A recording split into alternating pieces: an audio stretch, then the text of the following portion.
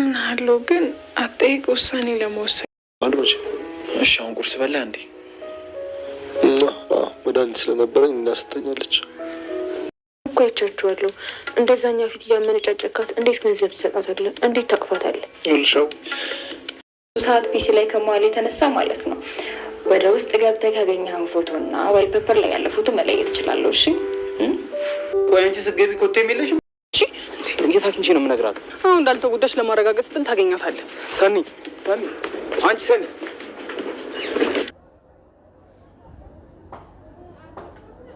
እሱ ዝም ስላለኝ ነው። አይ ግን እውነት በጣም ነው ያማረብሽ። ሲጀመር ሴት ልጅ እኮ ውበቷ ፀጉሯ ነው።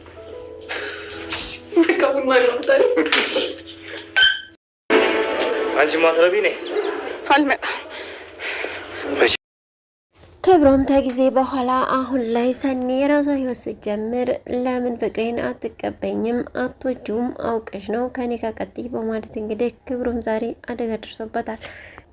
ጆከር ግን የምርሽን ታፈቅሪኛለሽ በማለት ሰኒን ጥያቄ አቅርቦላታል። ሰኒም አዎ በጣም ነው የማፈቅርህ በማለት ዛሬ ላይ እንግዲህ ፍቅሯን ለጆከር ገልጻለታለች።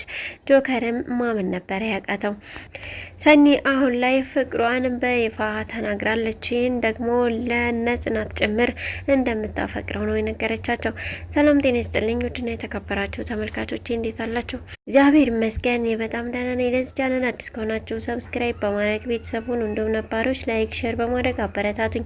እስከ ቪዲዮ ፍጻሜ አብራችሁ የቆዩ። ዛሬ ደግሞ ጽናት ድራማ 233ን ይዤላችሁ መጥቻለሁ። እስከ ቪዲዮ ፍጻሜ ድረስ ከኔ ጋር ቆዩ። እንግዲህ ፍቅረኛዋ ስለመጣ ተገዳኝ ሆነ በማለት ጥርጣሬ የገባው ጆከር ሰኒን ግን ትወጅኛለሽ ወይ በማለት ፍቅርሽን ግለጭልኝ ብሎ ጠይቋታል። ሰኒም ለምንድነው ይህን ጥያቄ የጠየከኝ በማለት አዎ በጣም ነው የማፈቅርህ፣ እኔም የቀልድ መስሎኝ ነበር፣ ነገር ግን አሁን ላይ የምር አፍቅሬሃለሁ በማለት ፍቅሯን ገልጻለታለች። ጆከር አሁን ላይ ክብሮም ስለመጣ ምናልባት ልቧ ወደ ክብሮም ይሄዳል ብሎ ቢሰጋም ነገር ግን አሁን ላይ ሰኒ እኔ ካንተ እንጂ ፍቅር ያለኝ ከሱ ጨርሻለሁ በማለት ነው የተናገረችው። ክብሮምም ሰኒ በማለት ቤት እየቆረቆረ ይገኛል።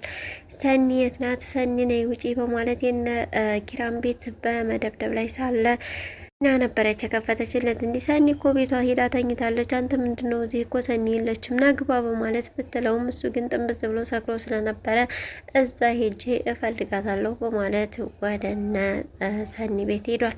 ወደ ሰኒ ቤትም በሄደ ሰዓት እንግዲህ ያልጠበቀው ነገር ነበር የገጠመው። በር ባንኳኳም ሰዓት እና የውጪ ሰኒ እያለ በር ሲያንኳኳ በሩን የከፈተው ግን ጆከር ነበረ።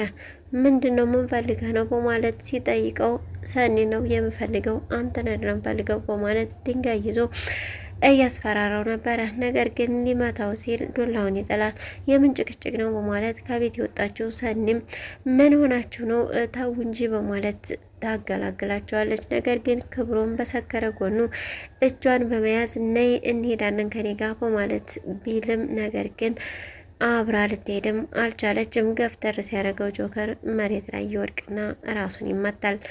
ፍቅር እንዴ ነው በማንኛውም ቦታ ሆኖ መስዋዕት ካልከፈሉለት ይኸው ክብሮም በሄደ ሰዓት ያን ጊዜ ምናልባት አንድ ቀን እንኳ ደውሎ አለው ቃላችን እንደተጠበቀ ነው ቢላት ዛሬ ሰኒ በሌላ ፍቅር ባልወደቀች ነበረ፣ ፍቅራቸውም ባልቀረ ነበር። ሰኒም እሱን በመጠበቅ ብዙ ጊዜ የምታሳልፍም ነገር ግን ዛሬ ላይ ሳታስብ በድንገት ከጆከር ጋር በፍቅር ወድቃለች። አሁን ላይ ሚስጥሩን ሁሉ ማለትም የጆከርንና የሰኒን ግንኙነት ያወቀው ክብሮም አሁን ላይ እነሱ ሰው ስለገደሉ አብረው ለዛ ነው የሆኑት እንጂ አታፈቅረውም፣ እኔን ነው የምታፈቅረው።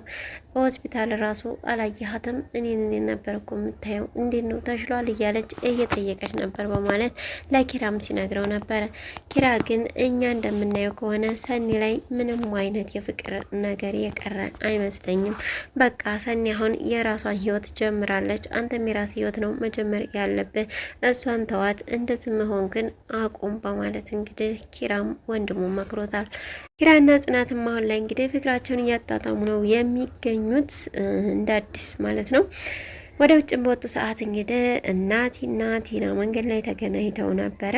የት ነው እንደዛ አምሮባችሁ የምትሄዱት በማለት እንግዲህ ብትናገርም ጽናትም ቤቱን በደንብ ጠብቂ እንመጣለን፣ ሽርሽር ነው ከባሌ ጋር እያለች ልታስቀናት ሞክራለች። ቲናም እንግዲህ በዚህ በስጨት ብላ ወይኔ ቲና እንደው ተመልካቾኜ ልቅሮይ እያለች ለናቲ ብትነግረውም ናቲም እኔም የብቸኝነት ጊዜን ላጣጥንበት እባክሽን እንሂድና እናልቅስ እየተባባሉ እንግዲህ ሁለቱም ብቸኝነት ተሰምቷቸዋል። ነገር ግን ቲና አሁን ላይ ከእሱ ጋር ብትሆንም በማለቴ በፍቅር ብትቀጥል ደስ የሚላት ነው የሚመስለኝ። ነገር ግን ደግሞ ሁለቱም ያው ስራ የሚላቸው በምን ይስተዳደራሉ ያ ነገር አለ። በሌላ በኩል ደግሞ ናሆም ነው። ናሆም እንግዲህ ያው ልጅ አለኝ ብላ የድሮ ፍቅረኛው መታለች። ያችን ልጅ ደግሞ ሰኒንና ጆከርን ሲጫወትባቸው የነበረው ልጅ አሁን ደግሞ ወደ እሷ ዞሯል። እነ ሀዊ ሲመቱሽ አይቻለሁ። ስለዚህም ይህን ነገር ደግሞ እኔ ካጠገብሽ ሆኜ እደግፍሻለሁ። ስለዚህ እኔ ጉዳይን እስከምጨርስ ድረስ እምልሽውን በሙሉ ታደርጊያለሽ በማለት ያው ማስጠንቀቂያ ይሰጣታል። እሷ ግን አትችልም እያለች ነው የምትገኘው። በገባችበት በወጣችበትም እየተከታተላት ይገኛል። እንዲሁም ደግሞ እኔ ጉዳይን እስከምፈጽም ድረስ ሁሌም ከጎኔ መሆን አለብሽ፣ ምክክራችንና ስምምነታችን ይሄ አልነበረም። አቡሽ የምትይው ደግሞ ልጅሽ ዳግም ነው ስሙ በማለት ይነግራታል። እሷም በጣም ተጨናንቃለች።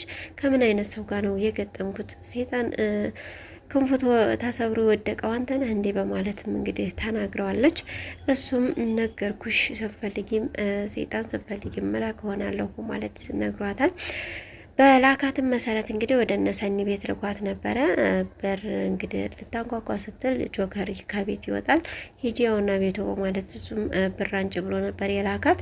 የሆነች ቀይ ልጅ አለች በማለት ነበር እየጠየቀችው ጆከርን ማለት ነው። እሷ የፈለገችው ሰኒን ነው። ነገር ግን ያቺን እህቷን ራኬብን ከሆነ እዚህ የለችም በማለት ነው የመለሰላት። ሰኒ በአጋጣሚ ስትወጣ እዛ ቆሞ ስታገኛቸው ያው እነ ናሆም ጋር ስለምታውቃት እዚህ ደግሞ ምን አባይ ስተሪ መጣሽ አንቺ ከሰው ባል ላይ አትወርጅም ወይ በማለት እንግዲህ ጸጉሯን ይዛ በጫጭቃት ስትል አረ ተረጋጊ በማለት ጆከር ሊያስጥላት ሞክሯል። ምን አይነት ሰው ጋር ነው የላከኝ? እኔ ካንተ ጋር ሁለተኛ ምንም መስራት አልፈልግም፣ በቃ ተወኝ፣ ምንድነው የምፈልገው ከኔ በማለት እንግዲህ ለአዘዛትም ሰው ትነግረዋለች። ያው ክትትሉና እንግዲህ ጥብብቁ ቢያስጨንቃት ምን ይሻለኛል ካልሆነ ልጄን ይዤ ወደ እናቴ ልሂድ ወይ የሚል ሀሳብ ነው ያመነጨችው። እሱም እኔ ምልሽን ሁሉ ታደርጊያለሽ ነይ እያለ እንግዲህ በመንገድ ሲያባረራን ነው ያየ ነው። አንዳንድ ጊዜ አጉል ሰዎችን በደካማ ጎናችን እየገቡና መሄጃ መድረሻ ነው የሚያሳጡን። እሷም አሁን በደካማ ጎኗ ገብቶ ያው የፍላጎቱን እንድታደርግለት እየጠየቃ ነው የሚገኘው። እሷ ግን እኔ እንደዛ አይነት ነገር ውስጥ አልገባም ብትልም እሱ ግን ሊፋታት አልቻለም። በቀጣይ ደግሞ ምን እንደሚከሰት ከታትዬ የማቀርብላችሁ ይሆናል። እስካሁን አብራችሁ ስለቆያችሁ እጅግ በጣም አመሰግናለሁ። ያላችሁበት መልካም ጊዜ፣ ሰላም ለሀገራችን፣ ሰላም ለሕዝባችን።